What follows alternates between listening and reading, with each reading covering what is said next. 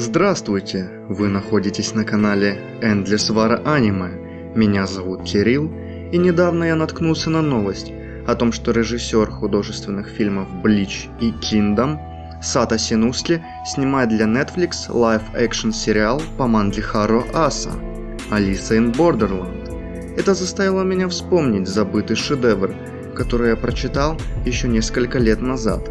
Также я ознакомился и с его аниме-экранизацией в виде 3 эпизодов ОВА и составил свое окончательное мнение об этой франшизе. И мы начинаем.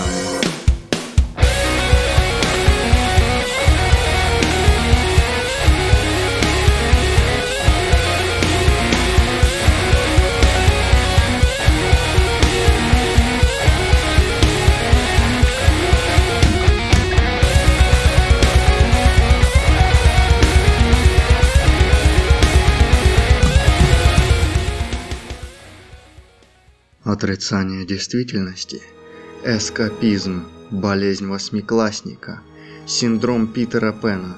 Неважно, как вы это назовете, неважно где.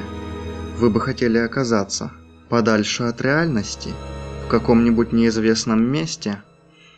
Об этом давно задумывается прогульщик Арису Рёхэй. Он не хочет учиться и не представляет, чем займется после окончания школы. Арису хочет сбежать от реальности. Предел его мечтаний – это выиграть 200 миллионов йен в лотерее. Настоящей мечты или цели он не имеет. Он просто плывет по течению, но даже у такого человека есть верные друзья, с которыми он часто встречается, чтобы расслабиться и напиться. Завязка же довольно проста. Все люди, кто желал попасть в другой мир, видят гигантский фейерверк, и после этого они попадают в Токио, словно 1000 лет спустя. Пограничье, так называется этот мир. Как позже узнают наши герои, это жестокое место, в котором ведутся смертельные игры, в которых необходимо принимать участие, чтобы выжить. Грубо говоря, вы иммигрант в этом мире, и вам необходимо поддерживать местную визу. В противном же случае вас пробьет насквозь гигантский лазер. Также интерес представляет само название манги.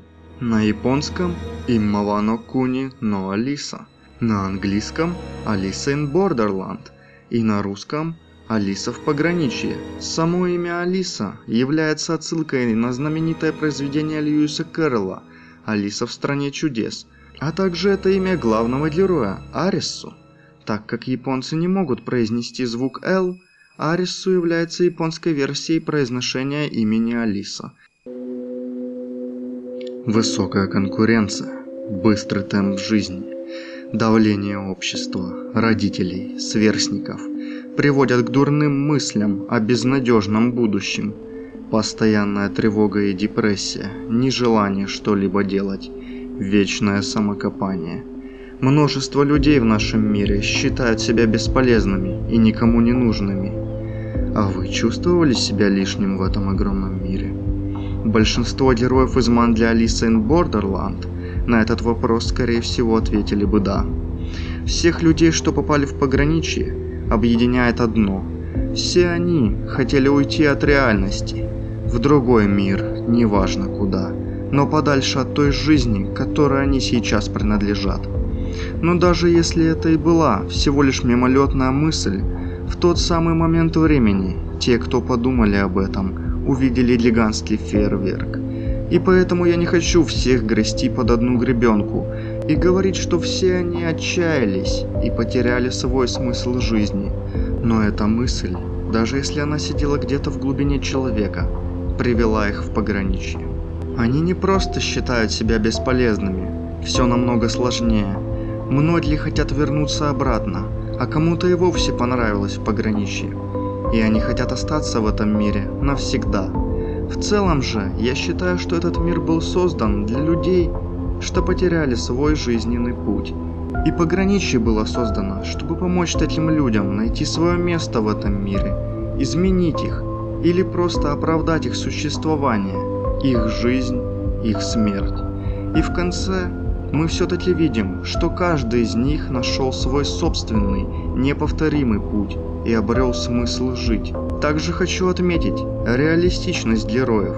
При прочтении ты веришь, что такой человек может существовать в нашем мире. За плечами большинства, если не всех героев, имеется личная драма.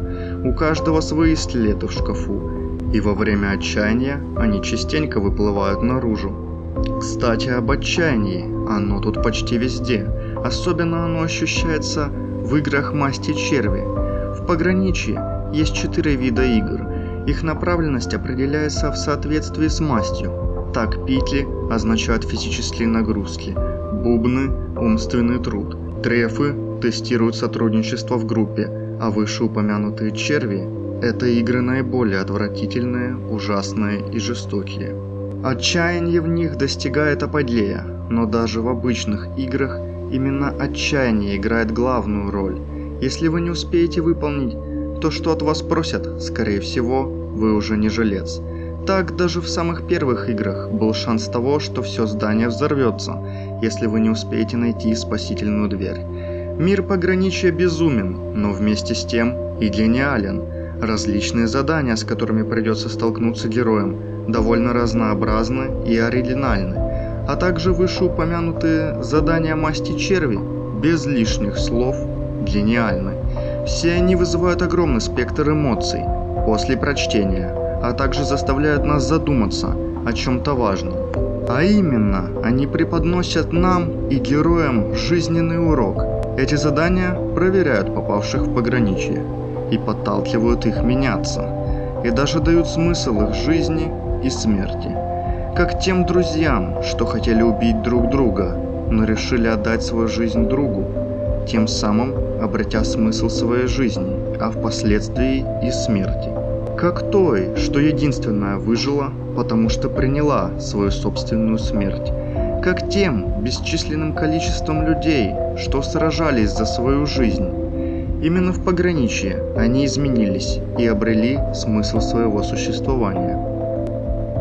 Эта манга поднимает множество важных вопросов для человека. В чем смысл жизни? В чем смысл смерти? Что такое настоящая дружба? Как получить удовольствие от жизни? Каково это – быть безумцем? Как преодолеть все трудности, когда кажется, что никакого выхода из сложившейся ситуации нет? Главный же герой на протяжении всей манги задается вопросами. Как продолжать жить, зная, что твои близкие погибли ради тебя? В чем смысл всех этих смертей? В чем смысл пограничья? Арису хотел найти так называемый ответ, который объяснил бы причину всего того кошмара, что ему и его друзьям пришлось пережить. Но ответа нет. Да и в принципе, он и не нужен. В конце концов, Арису понимает, чего на самом деле он хочет. Тем самым он принимает реальность, такой, какой она и является. Он взрослеет как личность, пройдя до конца этот жестокий путь. Вначале мы видим человека, который не может принять реальность и всячески пытается сбежать от нее.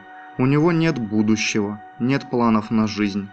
Он ничего не хочет добиться. Пограничье меняет его. И в конце мы видим счастливого парня, который принял этот мир и нашел свое призвание в нем. Также отдельно хотелось бы поговорить об 3 сериях ОВА, пересказывающих первые главы манги. К анимации и музыке претензий нет, но сразу видно, что бюджет был ограничен, так как некоторые сцены были сокращены или просто вырезаны. Поэтому советую сначала прочитать мангу и уже после посмотреть аниме. Жаль, конечно, что полной экранизации пока нет, но как по мне, оригинал переплюнуть будет невозможно. В конце своего обзора я хочу задать тот же вопрос, что задает нам сам автор через телеведущих. Зачем, по-вашему, вы живете?